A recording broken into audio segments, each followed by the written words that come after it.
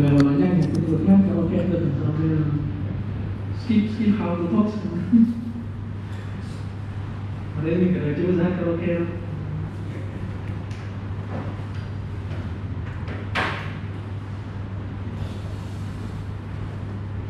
Okay, good morning and welcome to our third invited talk in the series of the Center of Talent in AI, CoTAI. And today I'm very pleased to introduce Professor Tran-Thanh GH010427. He's currently professor at Southampton University, and today he has kind of a business trip waiting for the upcoming event in Ho Chi Minh City, and he's very kind to kind of give an invited talk about his research area, Bandits. Very exciting topic in, theoretically sound results as well as very practical applications. So let's welcome Professor Long. Thanks for the invite. I would disagree a little bit. Not sure if it's going to be very practical, but let's see. Okay.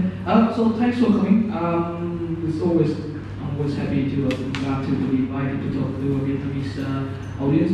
The reason is because, to be honest, just a little bit myself. Up until the age of 25, I didn't really consider myself Vietnamese. So I was born in Vietnam. I grew up in Europe, in Hungary. So I've been living there for 30 something years now. So the time I spent in Vietnam is very limited, very few. So as I said, it's fantastic to be here and meet fellow Vietnamese and talk to them. Yeah, fantastic. So I'm also very glad that I can speak English here. So my Vietnamese is quite limited when it's about science. So it's another reason why I said yes straight away to when he invited me. Okay, so the topic today it's Martin Bandit. If you haven't heard about it, I would say that this is a very nice tool, and many people have been using it, especially big tech companies nowadays. It's getting very, very popular in the last 10 years. The theory behind it is beautiful. Most of the reason we love it is because of the theory. Architecture is very simple, so you can even roll algorithms in very simplistic way, in very efficient way. And that's why maybe that's the one other reason that the tech industry started jumping on it. Okay, so let's start with a couple of motivational examples. So you might want to ask the question, how the hell do big companies now, the big tech companies nowadays get their money? Right? Are they getting money for building AI, for DeepMind, with DeepMind or things? No. It's just for marketing. The hardcore cash comes from online advertisement. They get money, and main stream of money for Google, for example, is online advertisement. The same with Facebook. They don't do it in direct way, but they sell the data to give to other companies. Again, in an indirect way, online marketing. Netflix, all of other things, recommended systems, that's all digital marketing.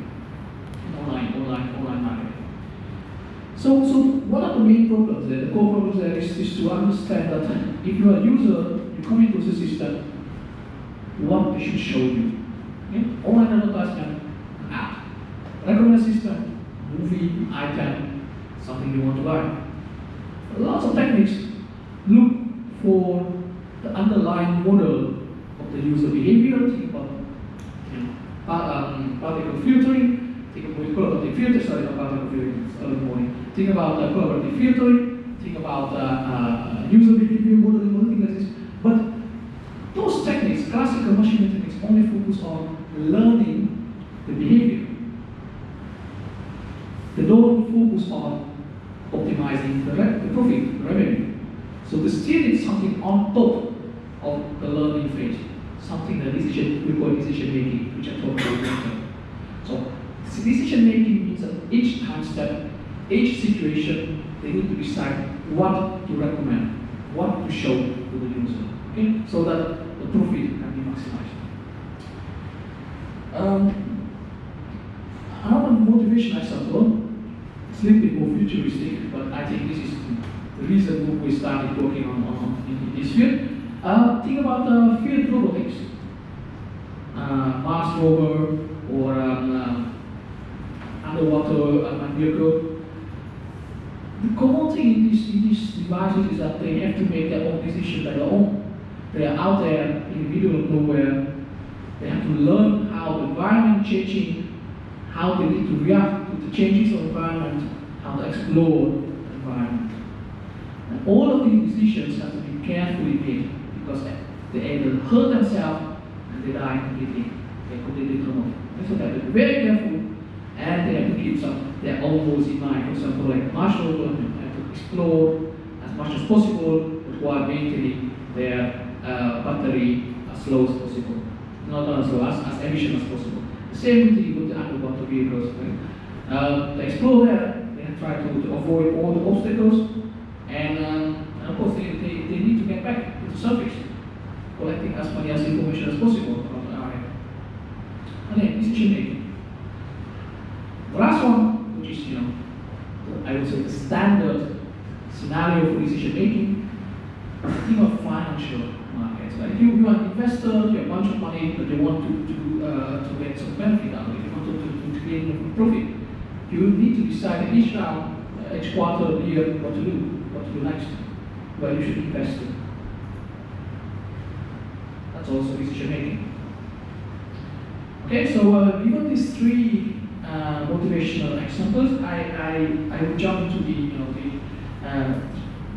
formalization of the problem now, because all the things that I have just mentioned, they have a very similar core problem, which is we call decision making or sequential decision making under uncertainty. What does it mean? Think of an agent, a robot, or a platform, Google app platform, or a Netflix recommender system, or even ask humans. What we do every day, or these systems have to face every time, is that there's an environment. They want to do something with the environment, within that environment. They interact with the environment by first observing what's happening out there. They get the information, reception. They do the information processing. Yeah? And once they have the information processing, they need to make a decision what to do next, how to interact with the environment in the next step. And that will generate a kind of a cycle of decision making. Okay? To make it simple, we can assume that every time step, the system is allowed to do one single action. And then what happens is that once it makes an action, it doesn't see the outcome. It doesn't know how to calculate the outcome of that action beforehand, because that would be too easy. You know that if there's action A and B, you know that action A will give you $10, action B will give you $20, you would go for action B straight away. Right? But most of the cases, the outcome of these actions are not known in advance.